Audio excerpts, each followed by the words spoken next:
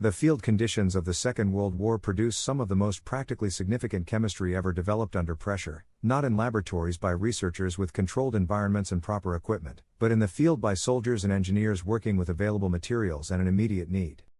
The hand warmer is one of the most elegant examples of this field chemistry, a heat-generating system requiring no fire, no fuel in the combustible sense, no infrastructure beyond a pouch and the right combination of materials, and producing hours of sustained warmth from a reaction that is safe enough to hold in a gloved hand through an entire night watch.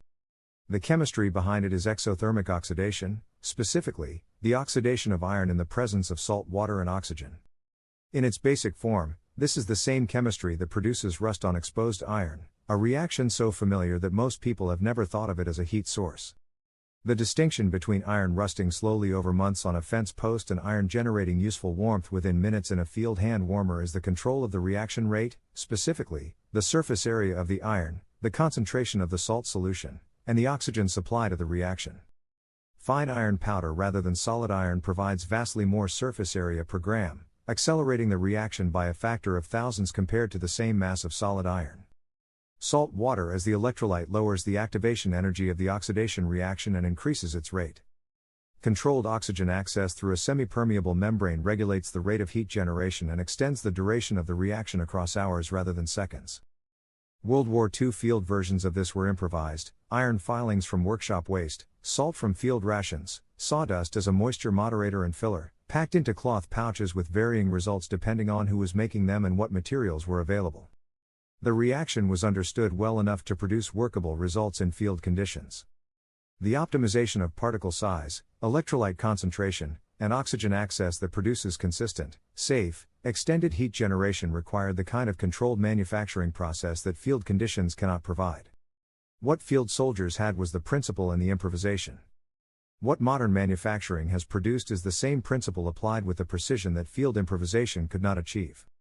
The Okupa magnetic hand warmers, rechargeable, 2-pack, UL safety rated, 100 to 126 degrees Fahrenheit output, 3 heat settings, up to 8 hours per charge, apply the modern controlled version of the same heat generation principle.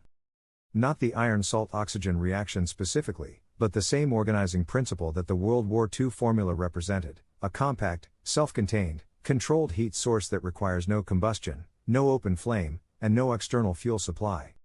The UL safety rating is the specification that matters here. It means the heat output and the safety of the heat generation have been independently verified to standards that field improvisation obviously cannot meet.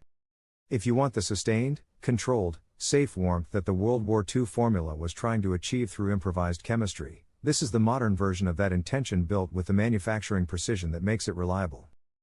The link is in the description, and they move fast in cold weather season, so it is worth getting them before you need them. The heat generated by any warming system, chemical, electrical, or combustion, is only as useful as your ability to retain it. Heat that generates at your palm and disperses into the surrounding air within seconds has not accomplished what the field soldier needed from his improvised warmer. Heat that is trapped against the hand and retained for the duration of exposure is the actual solution to the cold hands problem.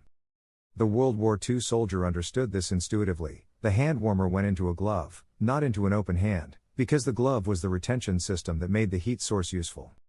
The thermal barrier between the heat source and the cold environment determines how long the heat persists at a useful temperature, and a glove that cannot retain heat efficiently requires the hand warmer to work harder to compensate for what the retention layer is losing.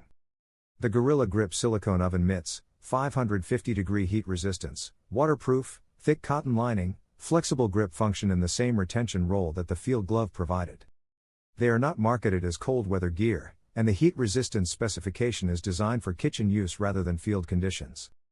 But the thick cotton lining and waterproof silicone exterior create exactly the layered thermal barrier, waterproof outer shell preventing convective heat loss through wind and moisture, insulating interior layer trapping the warm air against the hand, that makes any heat source underneath them dramatically more effective per unit of energy generated. The heat that stays in the system is the heat that keeps you warm. The link is in the description. The World War II formula was chemistry under pressure, not elegant, not optimized, but functional enough to keep hands operational through watches that would otherwise have ended in frostbite. The principle behind it has not changed. What has changed is the precision with which that principle can be applied.